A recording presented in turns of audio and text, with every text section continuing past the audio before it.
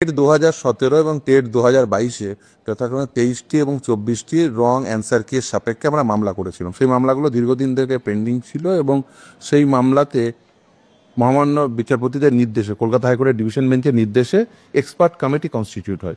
সেই expert committee report দেয়। আজকে মহামান্য বিচারপতি বিশ্বজিৎ বসুর আদালতে সেই এক্সপার্ট কমিটির রিপোর্ট সেটা প্লেসড হয়।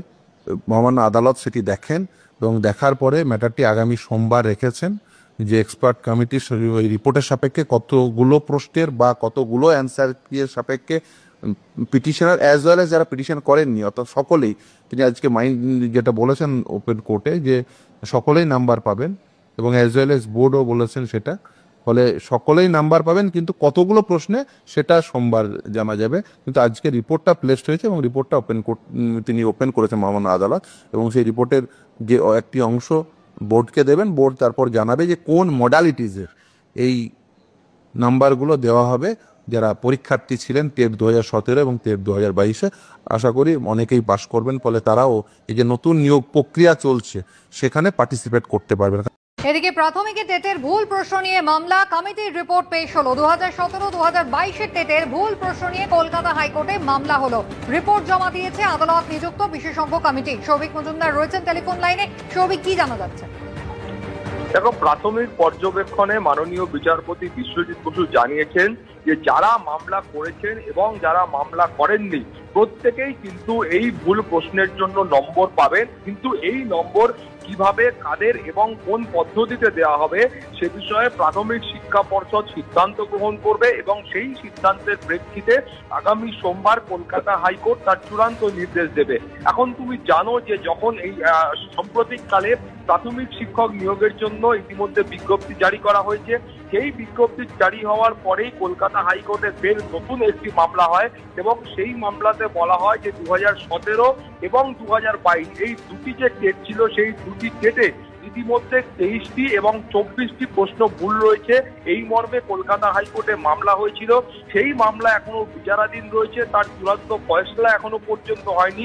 তার আগে এই যে বিজ্ঞপ্তি প্রাথমিক শিক্ষা পর্ষদের তরফ থেকে বা সরকারের তরফ থেকে দেওয়া হয়েছে সেই সিদ্ধান্ত কিন্তু অযৌক্তিক এবং তারা এই নিয়োগের বিজ্ঞপ্তিকে চ্যালেঞ্জ করে কলকাতা হাইকোর্টে মামলা করেন এবং তার প্রেক্ষিতেই ইতিমধ্যে কলকাতা হাইকোর্ট নিযুক্ত যে বিশেষজ্ঞ কমিটি ছিল যারা খতিয়ে দেখছিলেন যে এই প্রশ্নগুলিতে আদৌ ভুল রয়েছে কিনা, তারা আজকে মুখবন্ধ নামে কলকাতা হাইকোর্টে রিপোর্ট দিয়েছেন। সেই রিপোর্ট দেখবার পরেই মাননীয় বিচারপতি বিশ্বজিৎ বসু তার প্রাথমিক পর্যবেক্ষণে বলেছেন যে মামলাকারী এবং যারা মামলা করেননি কিন্তু ভুল প্রশ্নের উত্তর দেওয়ার তারা চেষ্টা করেছিলেন সেই সমস্ত ব্যক্তিকে এর নম্বর দেওয়া হবে। ফলে যেটা আইনজীবীরা বলছেন যে এর ফলে এই নিয়োগ প্রক্রিয়ায় অংশগ্রহণকারী চাকরি প্রার্থীর সংখ্যা আরো কয়েকগুণ বেড়ে যাবে, এমনটাই তারা আশা করছেন। ফলে আগামী সোমবার যখন কলকাতা হাইকোর্ট নির্দেশ দেবে তারপরে বাকি বিষয়টা স্পষ্ট হবে যে কোন পদ্ধতিতে, কাদের এবং কেন এই প্রশ্নগুলোর নম্বর দেওয়া হবে। সুস্মিতা, ধন্যবাদ। আইনজীবী ফেরদৌস শামীম কি জানিয়েছেন এবার দেখুন।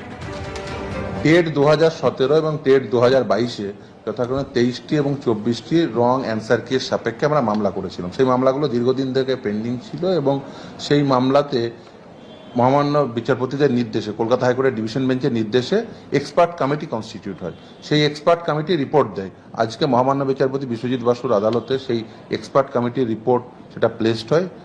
মহামান্য আদালত সেটি দেখেন এবং দেখার পরে ম্যাটারটি আগামী সোমবার রেখেছেন যে এক্সপার্ট কমিটির রিপোর্টের সাপেক্ষে কতগুলো প্রশ্নের বা কতগুলো অ্যান্সার এর সাপেক্ষে পিটিশনার অ্যাজ ওয়েল এজ যারা পিটিশন করেননি অর্থাৎ সকলেই, তিনি আজকে যেটা বলেছেন ওপেন কোর্টে যে সকলেই নাম্বার পাবেন এবং অ্যাজ ওয়েল এজ বোর্ডও বলেছেন সেটা, ফলে সকলেই নাম্বার পাবেন, কিন্তু কতগুলো প্রশ্নে সেটা সোমবার জানা যাবে। কিন্তু আজকে রিপোর্টটা প্লেসড হয়েছে এবং রিপোর্টটা তিনি ওপেন করেছেন মহামান্য আদালত, এবং সেই রিপোর্টের যে একটি অংশ বোর্ডকে দেবেন, বোর্ড তারপর জানাবে যে কোন মডালিটিজে এই নাম্বারগুলো দেওয়া হবে যারা পরীক্ষার্থী ছিলেন টেট 2017 এবং টেট 2022-এ।